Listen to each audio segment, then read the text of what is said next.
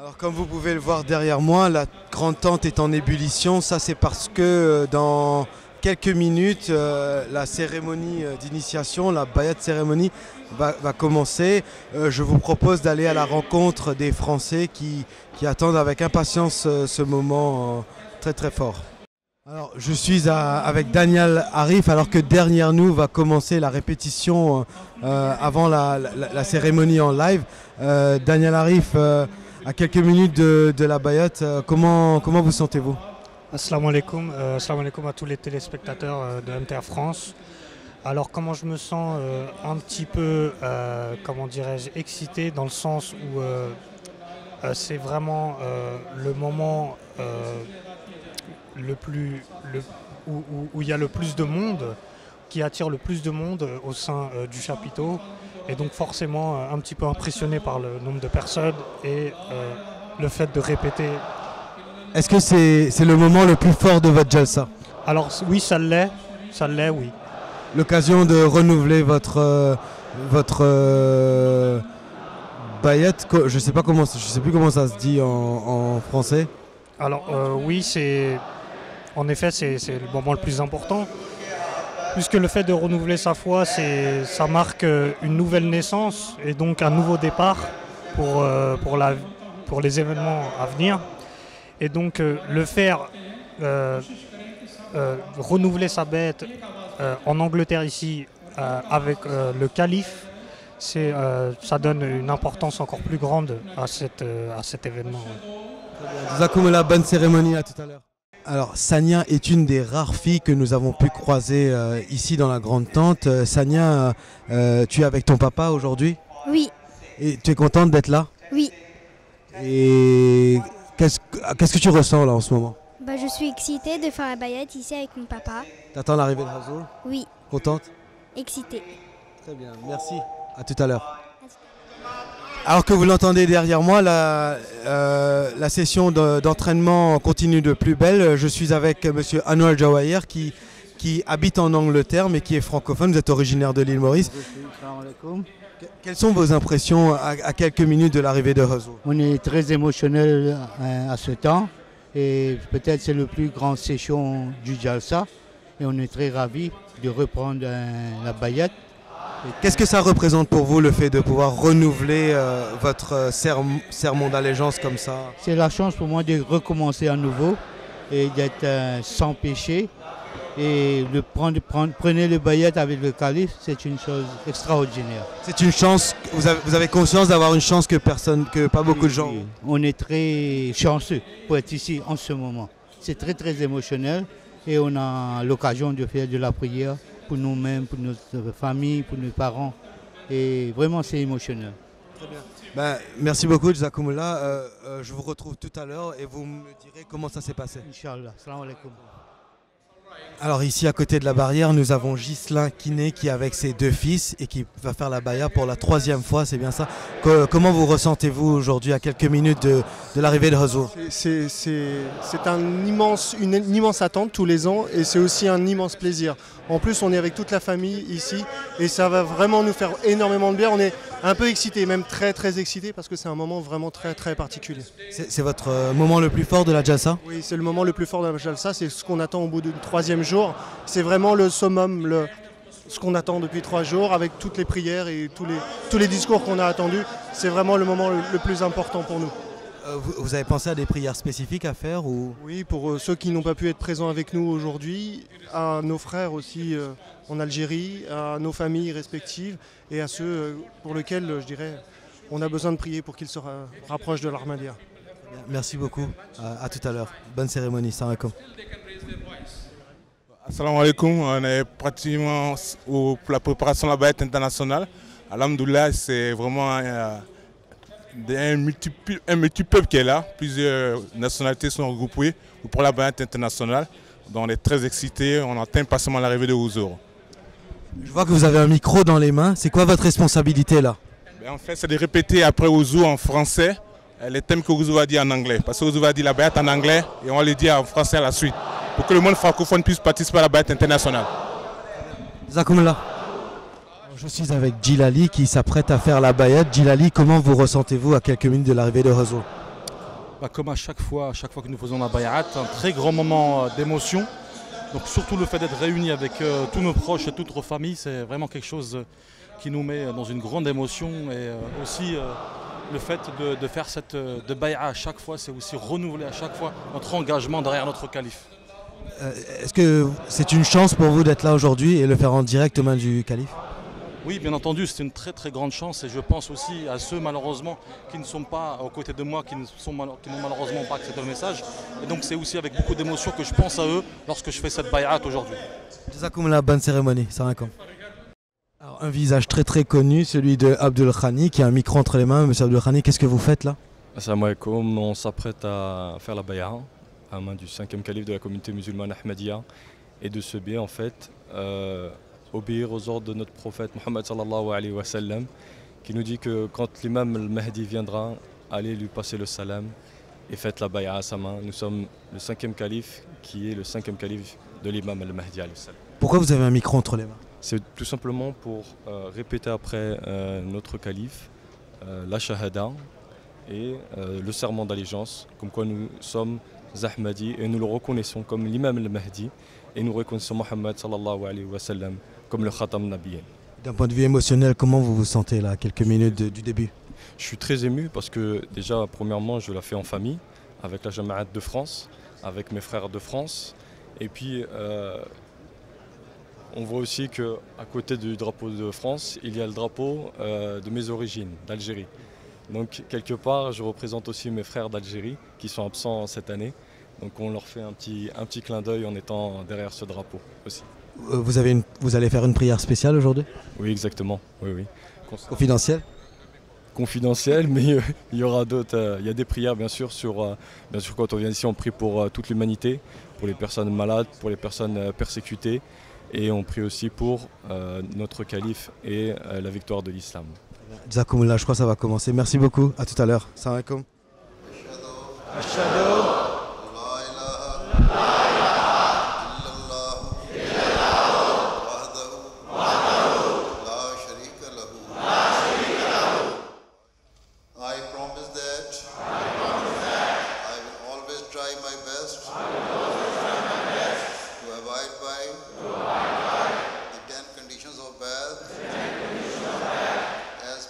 Prescribed by Prophet Messiah al-Islam.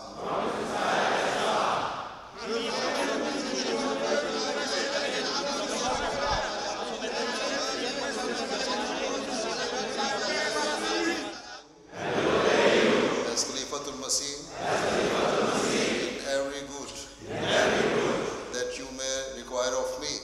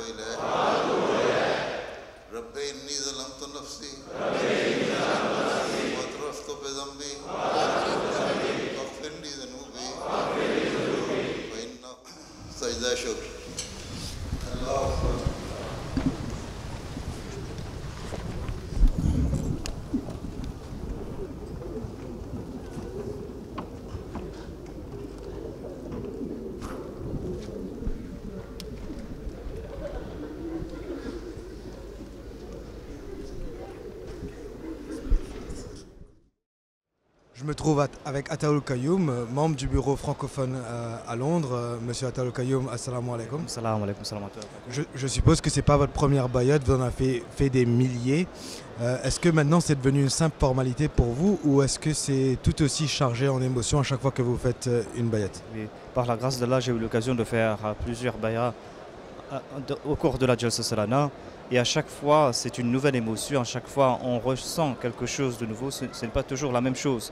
Donc, par la grâce de Dieu, comme on le sait, au sein de la Jamaat Ahmadiyya, la cérémonie de la bay'a internationale a été lancée par le 4e calife. Et la première bay'a internationale, je l'ai fait pour la première fois à travers la MTA, loin d'ici, de mon pays natal, l'île Maurice. Et par la grâce de Dieu, maintenant, j'ai l'occasion de le faire ici en présence du calife Et c'est vraiment quelque chose de très émotionnel, quoi. Vous êtes conscient de la chance que vous avez de pouvoir le faire aux mains du calife? Si, c'est vrai, on a beaucoup de chance de pouvoir le faire. C'est vrai que, parce que moi j'ai été des deux côtés, loin et près, donc je peux voir la différence. C'est vrai que quand on est loin, on ressent une certaine émotion, mais être près physiquement, il y a quelque chose d'autre. C'est quelque chose d'autre. Est-ce que vous avez une prière spéciale que vous aimez bien faire pour les cérémonies de Bayat? Je crois que les deux prières qui sont mentionnées de la Bayra sont deux prières très très importantes. Astaghfirullah Rabbi min kulli dhanbin wa atubu ilayh. Et l'autre prière qui est répétée, ce sont deux prières. Et quand le calife répète ces prières, on voit une émotion dans sa voix. Quand il est en train de répéter les paroles de la Bayra, et puis quand il vient sur les prières, il y a une certaine émotion dans sa voix, on le voit. C'est quelque chose que l'on doit ressentir parce que ce sont des paroles très fortes, comme l'a dit le Messie promis. Le but de la Bayra, c'est d'apporter un changement en nous. Et c'est grâce à l'istighfar que l'on pourra le faire. Jazakumullah, merci pour vos impressions. À bientôt, Inch'Allah. Alors je suis avec Hadi Ishtiak, responsable des finances au sein de l'association Ahmadiyya de France. Ravi de vous retrouver aujourd'hui. Comment vous ressentiez-vous lors de cette bayat? Est-ce que c'est votre première bayat? Assalamu alaikum. Donc non, c'est pas ma première bayat internationale, j'en ai déjà fait plusieurs. Mais bon, c'est toujours une nouvelle émotion à chaque bayat. Une très forte émotion, on va dire, très spirituelle. On est dans un autre monde. Comment vous ressentiez-vous au moment de la sijda? En fait, on se sent, on se sent comme un incapable, quoi.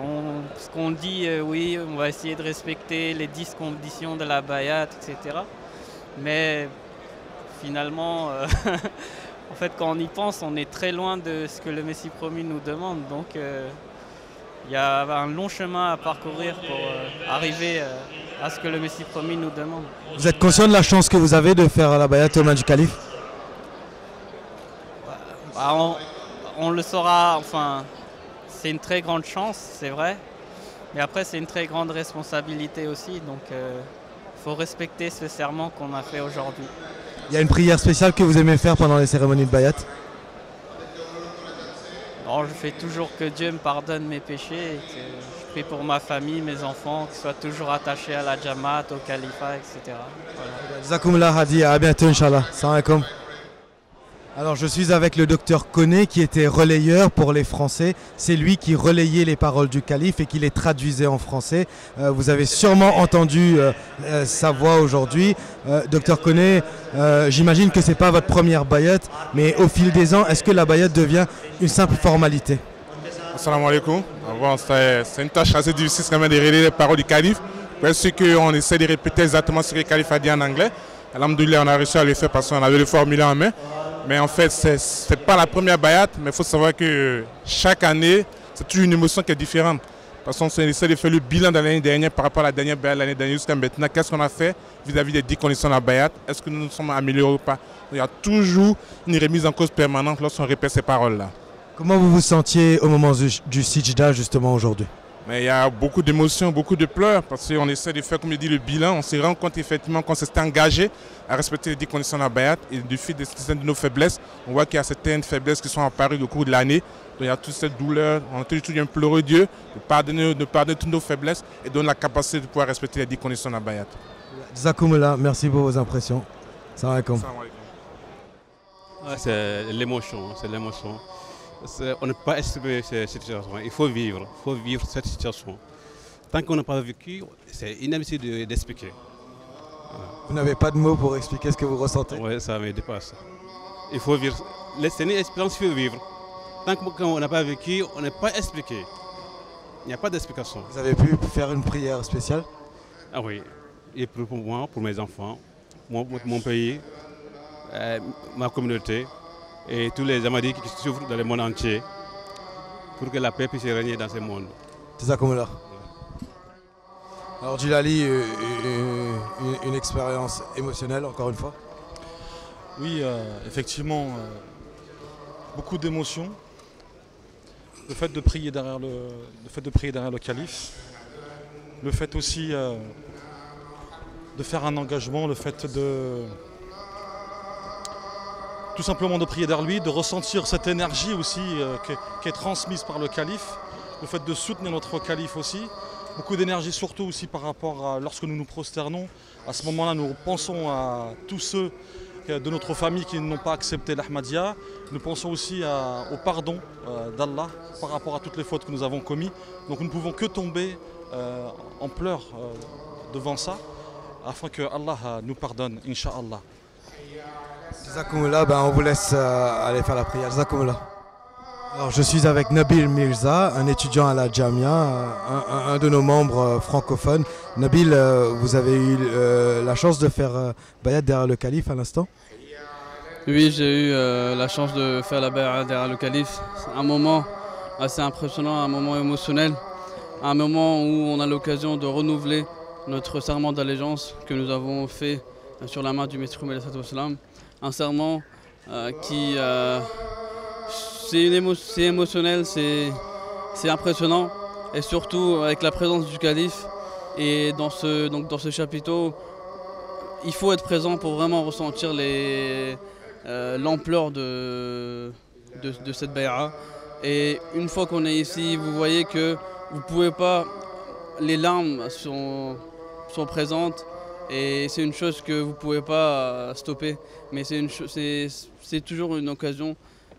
Et je pense que c'est l'un des choses particulières de cette jalsa là, qu'on a cette bay'a internationale derrière notre calife. Donc une chose qui est très puissante et très impressionnante. Et je pense que j'ai pas assez de mots pour décrire l'émotion de cette bay'a. Jazakumullah, on vous laisse aller prier. Assalamu alaikum. Alors je suis avec Anwar Joaïr qu'on avait rencontré tout à l'heure à quelques minutes du début de la session. Maintenant que c'est terminé, Anwar, quelles sont vos impressions? Est-ce que c'était votre première bayat? Est-ce que c'était votre première cérémonie internationale? Non, on a fait plusieurs fois les bayats, mais chaque fois qu'on fait le bayat de nouveau, c'est une ambiance spéciale. C'est quelque chose de très émotionnel et on ne peut pas décrire. Aujourd'hui, vous avez fait une prière spéciale? Spéciale pour moi-même, que Dieu efface mes péchés, que Dieu me guide pour l'année prochaine. Mais l'ambiance que tout le monde est émotionnel, c'est quelque chose qu'on ne voit pas ailleurs. Et qu'on ne peut pas décrire par des mots? On ne peut pas, on va pleurer. Jazakumullah. Alors nous sommes avec Abdel Khani, le président de la Jamaat des Yvelines, qui était aussi aujourd'hui relayeur des paroles du calife aujourd'hui. Est-ce que c'est une tâche difficile de traduire en direct comme ça les paroles du calife? En fait, au début, ça paraît simple, mais quand on arrive à la fin, c'est vrai que quand on demande l'istighfar surtout, c'est très difficile. C'est très difficile. En ce qui s'agit de la cérémonie elle-même, comment vous sentiez-vous au moment de la sijda ou au moment de faire les prières? Dans quel état vous étiez aujourd'hui? Eh bien, c'est un peu étrange puisqu'on a l'impression que bien qu'il y ait des milliers de personnes ici, de toute confession, de toute origine différente, on a l'impression de faire qu'un corps, uni, une seule communauté, unie derrière notre calife, tous accrochés comme ça, la main droite sur l'épaule droite. Et on a l'impression vraiment du tawhid que l'imam Mahdi était venu faire, c'est-à-dire la réunification de la communauté musulmane. Jazakumullah. Nous avons à côté du président, monsieur Kiné. Alors vous, j'imagine que c'est votre troisième bayat, vous me l'avez dit tout à l'heure. Est-ce que ça devient de plus en plus une formalité ou est-ce que c'est toujours aussi chargé d'émotions? Il n'y a aucune formalité dans tout ce que nous faisons, jamais. Et encore moins dans la bayat, et encore moins dans les jalsa. Ce n'est jamais une formalité, c'est toujours quelque chose de nouveau, c'est toujours quelque chose qui nous permet d'aller encore plus loin, de nous élever pour nous, pour nos enfants, pour tous nos proches. Il n'y a rien de formalité, jamais. C'était un moment chargé d'émotions et de spiritualité? Spiritualité et d'émotions énormes, énormes. Voilà, je voudrais juste profiter pour un petit mot pour notre Amir Saeb de France, qui n'est pas avec nous exceptionnellement cette année, et on pense énormément à lui. Voilà. Jazakumullah, merci à l'équipe du 78. Assalamu alaikum. Alors, Bohas Shebab, un de nos membres francophones de Strasbourg, que nous avons rencontré à la fin de la cérémonie. Alors, Bohas, un moment chargé d'émotions aujourd'hui, cette nouvelle cérémonie de bayat? Oui, assalamu alaikum. Chargé comme toutes les cérémonies qu'on fait. Donc bien chargé, surtout vers la fin, quoi. Dans quel état vous étiez au moment du Shijda? C'est plein d'émotions. Vraiment, on a le cœur, je sais pas, le cœur qui devient léger, on a les larmes qui arrivent. On ne peut pas s'empêcher de pleurer. Et pourtant, c'est pas votre première bayat? Non. On s'habitue pas à la bayat? Non, c'est à chaque fois une autre, une autre atmosphère. C'est comme une personne qui reçoit un enfant. Si vous demandez à une femme qui a accouché de plusieurs enfants, vous lui demandez est-ce que c'est à chaque fois la même émotion, elle vous dira à chaque fois c'est quelque chose de différent, quoi. Est-ce que vous avez une prière spéciale que vous aimez bien faire pendant les bayats internationaux? On prie pour ses proches, on prie pour les musulmans en général, pour les Ahmadis qui sont persécutés, pour les frères qui sont dans le besoin, la famille. On a une pensée pour tous les gens qui sont dans les problèmes. C'est plus pour ça qu'on demande à Allah de l'aide pour nous et pour les autres en général. Zakoumullah, merci pour vos impressions. Assalamu alaikum. Bonne fin de Jalsa. Alors nous voici de retour avec Sania après la cérémonie. Sania, comment t'as vécu ce moment? C'était beaucoup émouvant, j'ai eu chaud au cœur et j'ai beaucoup pleuré. C'était vraiment émouvant quand j'étais là. T'as prié? Oui, beaucoup. Prié pour qui? Pour ma famille et pour tout le monde. Très bien. Zakoumullah. Merci beaucoup Sania. À bientôt.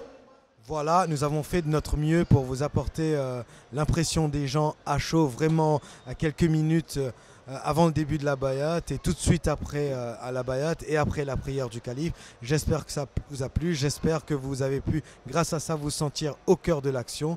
Merci de nous avoir regardés et au plaisir de vous revoir l'année prochaine Inch'Allah. Au nom de toute l'équipe de la MTA Offline, Assalamu alaikum, à l'année prochaine.